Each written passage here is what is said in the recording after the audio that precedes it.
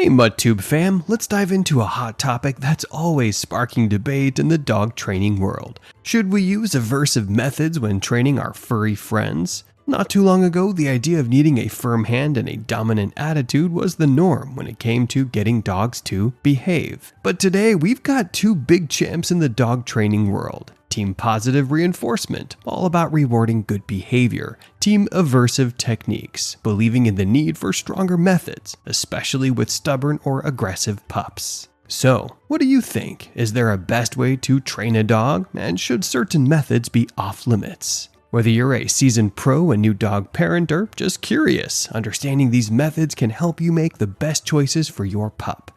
Ready to jump in? Let's explore the top 4 most controversial dog training methods. Starting with number 1, Aversive Training. This approach uses unpleasant experiences to stop bad behavior. It could be as simple as a firm no, or as intense as using choke chains or electric collars. The idea is based on operant conditioning. Basically, your dog learns by getting either rewards, good, or punishments, bad. For example, if your dog pulls on the leash, a prong collar correction might be used to stop that behavior. On the flip side, a shock form and e-collar could be used to make your dog come back to you quicker to avoid the discomfort. But here's where it gets tricky. Aversive training is super controversial because of its ethical concerns and potential long-term effects on our pups. Sure, some trainers swear by it, but there are lots of reports showing that dogs trained this way can end up more stressed, fearful, and even aggressive, making their behavior harder to manage over time. Yes, these methods might stop a dog from, say, jumping on guests, but they don't necessarily teach your dog the right way to greet people. Plus, fear-based training can really damage the bond between you and your dog. Dogs who go through this can become more anxious and less willing to interact with their owners, worried about getting punished. But there is good news. Over the years, more trainers have shifted towards positive reinforcement methods. These techniques focus on rewarding the behaviors you want to see, rather than punishing the ones you don't. The result? A happy, eager-to-please pup who sees good behavior as a way to earn rewards. And guess what? Research backs it up. Positive reinforcement isn't just humane, it's also more effective in the long run. Your dog will be happier, less likely to develop fear-based behaviors, and more connected with you. So, when it comes to dog training, many experts now agree. It's all about kindness, trust, and those well-earned treats. Secondly, we have the balanced training technique. Let's dive into the world of balanced dog training, a hot topic that sparks plenty of debate among dog lovers and trainers. So, what's all this about? Balanced dog training is an approach that blends positive reinforcement, think treats and praise, with some aversive corrections, like a quick tug on a prong collar. Basically, it taps into all 4 corners of operant conditioning. Number 1, positive reinforcement, good behavior gets a reward. Number 2, negative reinforcement, removing something unpleasant when the dog behaves. Number 3, positive punishment, adding something unpleasant when the dog misbehaves. And number 4, negative punishment, taking away something the dog likes when they mess up. Balanced trainers often use tools like prong collars and e-collars to guide dogs, aiming to teach them the difference between right and wrong. The idea is to reward good behavior first, but if the dog doesn't listen, then a correction might come into play. Now, here's where it gets spicy. The dog training community is full of strong opinions about what's the right way to train a dog. Balanced training, especially with its use of prongs and e-collars, gets a lot of pushback from those who swear by force-free, all-positive methods. Critics say balanced training is harsh, while supporters argue it's a practical and effective way to handle dogs, especially those with tricky behavior problems. There's also a lot of chatter about who should be allowed to own certain dog breeds and what kind of training methods they should use. But here's the fun twist. Even though these two camps, balanced and force-free, seem worlds apart, they actually share some common ground. Both approaches encourage play and reward-based techniques to help dogs learn. So, whether you're a fan of clickers or cookies or believe in a mix of rewards and corrections, it's all about finding what works best for you and your furry friend.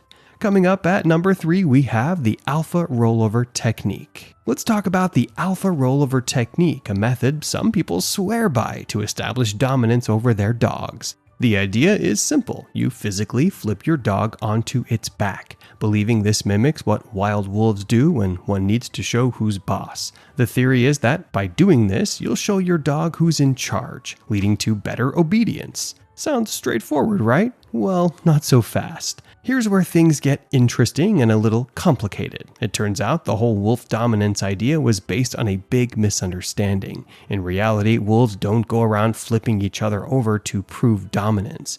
Instead, they rely on more subtle cues and body language to sort out their social structure. So, the alpha rollover technique is actually rooted in a misinterpretation of animal behavior, and yet it's been widely adopted in dog training. Now, here's the kicker. Many animal behaviorists argue that using physical force to show dominance can actually harm your relationship with your dog rather than building trust. It can create fear, anxiety, and even aggression. Imagine trying to train a dog that's scared of you. Doesn't sound like a recipe for success, does it? The good news is that our understanding of dog behavior has come a long way. Experts now know that dogs don't see us as fellow dogs.